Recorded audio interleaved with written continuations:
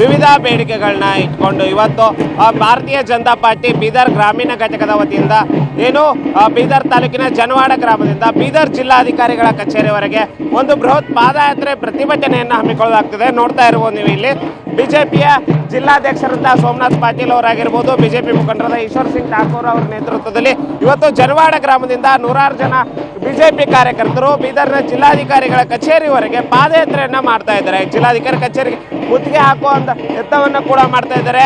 ಏನು ಬೆಳೆ ಪರಿಹಾರ ಆಗಿರ್ಬೋದು, ಸಾಲ ಮನ್ನಾ ಆಗಿರ್ಬೋದು, ಏನು ವೃದ್ಧಾಪ್ಯ ವೇತನ, ಹೀಗೆ ಹಲವು ಬೇಡಿಕೆಗಳನ್ನ ಇಟ್ಕೊಂಡು ಪ್ರತಿಭಟನೆಯನ್ನು ಮಾಡ್ತಾ ಇದ್ದಾರೆ. ನಾವೀಗ ಮಾತಾಡ್ತಾ ಹೋಗೋಣ. ಏನು ಬೇಡಿಕೆಗಳನ್ನ ಇಟ್ಕೊಂಡು ಇವತ್ತು ಹೋರಾಟ ಮಾಡ್ತಿದ್ರೆ ಅವ್ರನ್ನ ಕೇಳೋಣ.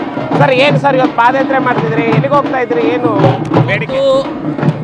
ರೈತರು ಜಿಲ್ಲೆಯಲ್ಲಿ ಕಂಗಾಲಾಗಿದ್ದಾರೆ. ಇವತ್ತು ರೈತರ ಬಡ್ಡಿ ಮನ್ನಾ ಮಾಡಬೇಕು. ಜಿಲ್ಲೆಯಲ್ಲಿ ಕಾನೂನು ಮತ್ತು ಸುವ್ಯವಸ್ಥೆ ಸಂಪೂರ್ಣ ಹದಗೆಟ್ಟಿದೆ. ಇವತ್ತು ನಾವು ಜನವಾಡ ಗ್ರಾಮದಿಂದ ಈ ಒಂದು ಹೋರಾಟವನ್ನು ಪ್ರಾರಂಭ ಮಾಡ್ತಾ ಇದ್ದೀವೋ, ಕಳೆದ 15 ದಿವಸಗಳ ಹಿಂದೆ ಸತತವಾಗಿ 4 ಸಲ ಕಳ್ಳತನ ಆಗಿದೆ. CCTVಯಲ್ಲಿ ಕಳ್ಳರು ಅರ್ಧ ಗಂಟೆವರೆಗೆ ಅವ್ರ ಕವರೇಜ್ ಇದೆ. ಆದರೆ ಇಲ್ಲಿಯವರೆಗೆ ಅವರಿಗೆ ಅರೆಸ್ಟ್ ಮಾಡುವಂಥ ಕೆಲಸ ಆಗಿಲ್ಲ.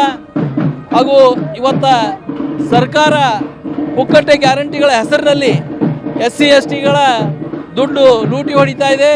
ಇವತ್ತು ಗ್ಯಾರಂಟಿಗಳನ್ನು ಸರಿಯಾಗಿ ಕೊಡ್ತಾ ಇಲ್ಲ. ಜೊತೆಯಲ್ಲಿ ವಿಧವಾ ಪೆನ್ಷನ್ನು, ಓಲ್ಡ್ ಏಜ್ ಪೆನ್ಷನ್ನು, ನಮ್ಮ ಅಂಗವಿಕಲರ ಪೆನ್ಷನ್ಗಳು ಕೂಡ ತಡೆ ಹಿಡಿದಿದೆ. ಈ ಎಲ್ಲ ಸಮಸ್ಯೆಗಳನ್ನು ಹಿಡಿದುಕೊಂಡು ಇವತ್ತು ನಾವು ಸರ್ಕಾರದ ವಿರುದ್ಧ ಜನವಾಡದಿಂದ ಬೀದರ್ ಜಿಲ್ಲಾಧಿಕಾರಿಗಳ ಕಚೇರಿವರೆಗೆ ಪಾದಯಾತ್ರೆ ಮುಖಾಂತರ ಹೋರಾಟ ಮಾಡಿ ಸರ್ಕಾರದ ಕಣ್ಣನ್ನು ತೆರೆಸುವುದಕ್ಕೋಸ್ಕರ ಪ್ರಯತ್ನವನ್ನು ಮಾಡ್ತಾ ಇದ್ದೀವಿ. ಅದೇ ರೀತಿ ಇನ್ನೊಬ್ಬರ ಮುಖಂಡರ ಅಂತ ಈಶ್ವರ್ ಸಿಂಗ್ ಠಾಕೂರ್ ಅವರು ಕೂಡ ಇದ್ದಾರೆ. ಅವ್ರನ್ನೂ ಮಾತಾಡಿಸುವ ಪ್ರಯತ್ನ ಮಾಡೋಣ. ಸರ್, ಪಾದಯಾತ್ರೆ ಹೊಡ್ತಾ ಇದ್ದೀರಿ, ಸಾಲ ಮನ್ನಾ ಆಗಿರ್ಬೋದು, ಏನು ಬೆಳೆ ಪರಿಹಾರ ಆಗಿರ್ಬೋದು, ಏನು ಸರ್ಕಾರ ನಿಮ್ಮ ಮಾತು ಕೇಳುತ್ತಂತೀರಾ ಈಗ ಪ್ರತಿಭಟನೆ ಮೂಲಕ? ಸರ್ಕಾರ ಕೇಳಲೇಬೇಕಾಗ್ತದೆ. ಯಾಕಂದರೆ 4-5 ತಿಂಗಳಿಂದ ಇವತ್ತು ಓಲ್ಡ್ ಏಜ್ ಪೆನ್ಷನ್ ಬರ್ತಾ ಇಲ್ಲ, ವಿಡೋ ಪೆನ್ಷನ್ ಬರ್ತಾ ಇಲ್ಲ, ಅಂಗವಿಕಲರ ಪೆನ್ಷನ್ ಬರ್ತಾ ಇಲ್ಲ. ಇವತ್ತು ಸುಮಾರು ವರ್ಷಗಳಿಂದ ಲೈಟಿನ ಕಂಬಗಳು ಹಾಗೆ ಇದ್ದು ಶಾರ್ಟ್ ಸರ್ಕ್ಯೂಟ್ ಆಗಿ ಹೊಲಗಳ ಜನರ ಕಬ್ಬು ಸುಡ್ತಾ ಇದೆ. ಲಾ ಆ್ಯಂಡ್ ಆರ್ಡರ್ ಪ್ರಾಬ್ಲಮ್ ಇದೆ. ಸಾಕಷ್ಟು ರೀತಿಯಿಂದ ಸಮಸ್ಯೆಗಳಿದೆ. ಇವತ್ತು ರೈತರಿಗೆ ಹೊಲಗಳಿಗೆ ಹೋಗ್ಬೇಕಂತ ಹೇಳಿದ್ರೆ ಎಲ್ಲ ರಸ್ತೆಗಳು ಬಂದಾಗಿದೆ.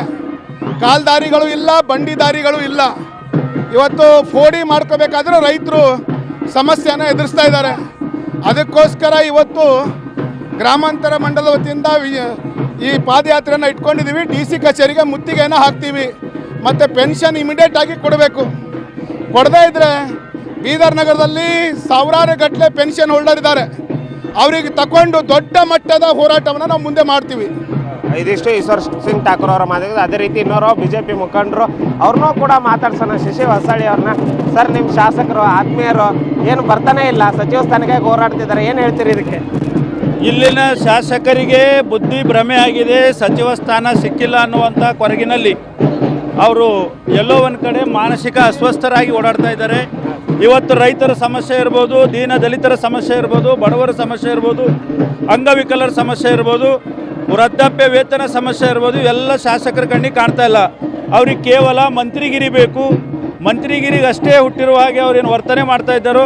ಇವತ್ತು ಜನವಾಡದಿಂದ ನಮ್ಮ ಈ ಗ್ರಾಮಾಂತರ ಮಂಡಲದ ನೇತೃತ್ವದಲ್ಲಿ ಜನವಾಡದಿಂದ ನಡೆದಂಥ ಈ ಹೋರಾಟ ಇವತ್ತು ಜಿಲ್ಲಾಧಿಕಾರಿ ಕಚೇರಿಗೆ ತಲುಪಿ ಜನರ ಸಮಸ್ಯೆಗಳಿಗೆ ಧ್ವನಿಯಾಗಲು ಹೊರಟಿದ್ದೇವೆ. ಈ ಹೋರಾಟ ಎಲ್ಲಿವರೆಗೆ ಎಲ್ಲ ಸಮಸ್ಯೆಗಳು ಬಗೆಹರಿಯೋದಿಲ್ಲ ಅಲ್ಲಿವರೆಗೆ ಹೋರಾಟ ನಿರಂತರವಾಗಿರ್ತದೆ ಅಂತ ಹೇಳ್ತಾರೆ. ಇದಿಷ್ಟು ಇಲ್ಲಿನ ಬಿಜೆಪಿ ಮುಖಂಡರ ಮಾತಾಗಿತ್ತು.